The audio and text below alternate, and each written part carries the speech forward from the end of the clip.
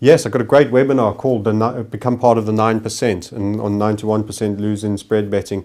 And you've got to, well, there are so many things you would need to do to become part of the 9%. If it were that easy, everyone would be part of it. And there's a lot of intelligent people making up part of the 91%.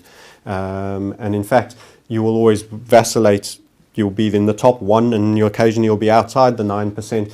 But what you do need to do is you need to potentially decide on a strategy that looks after all elements of money management. And we've discussed the risk reward, we've discussed losses. You've got to manage losses, that keeps you in the game. You've got to believe you have a system that will make more than it gives back on its winning. It will win and will lose all the time. No one is ever going to have 100%. So accept that losses are part of the game and manage that. Become as systemic as possible in determining what your setup is. So the more it can be reduced to logic, the better, and the tighter.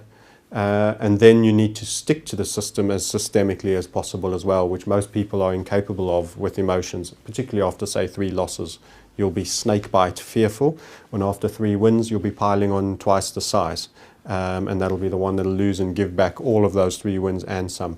So that's where focusing on, if you had to develop a black box system, is not a bad process for defining your strategy and that which you find interesting. Observing charts, a lot of observation, a lot of drawing of charts, and a lot of use of patterns. Patterns are probably the most powerful technical analysis tool for me outside of the larger trend Dow theory.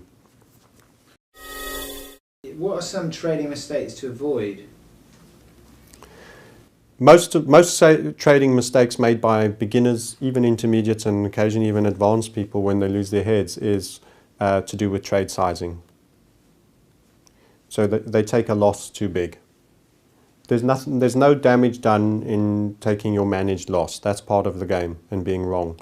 The problem is that recovery ladder when you then emotionally negatively respond to taking an already slightly bigger loss. So let's say you lose 15 or 20% and then you think, damn, I want to get back to where I was, so I need to make 25%, so I'll trade bigger again, I'm sure I'm right this time. You can't cope with the mental, it's like a mental cognizance dissonance, cognitive dissonance that makes you need to get back to where you once were, because you're now seeing yourself as the lesser self as dictated by this balance. And that then pressurizes you into trading bigger again on what looks like a sure thing. But now you're punch drunk because you must find an opportunity quickly, and it's not a sure thing. It's the first thing you grabbed hold of that best represents a possible trade. So you then bastardizing your criteria to grab hold of something that you expect to leverage you back into where you once were. This is a very big fatal spiral, because once again you then overtrade because you've got to make back more to get back up, and that's the recovery ladder concept, and boom, that is probably the single most destructive that sees someone have a £10,000 account reduced to, you know, a few hundred or £1,000 and then virtually giving up, realizing that they've blown it. Size. It's 91% of people are in that sort of category. I wouldn't say 91% are in that category. They don't all blow their accounts up from £10,000 down to 9, but they aren't possibly consistent with money management as a whole. And sizing is one element of money management. Don't forget, I said risk reward should be central to that as well. So they're taking trades that aren't worth the squeeze. The juice isn't worth the squeeze.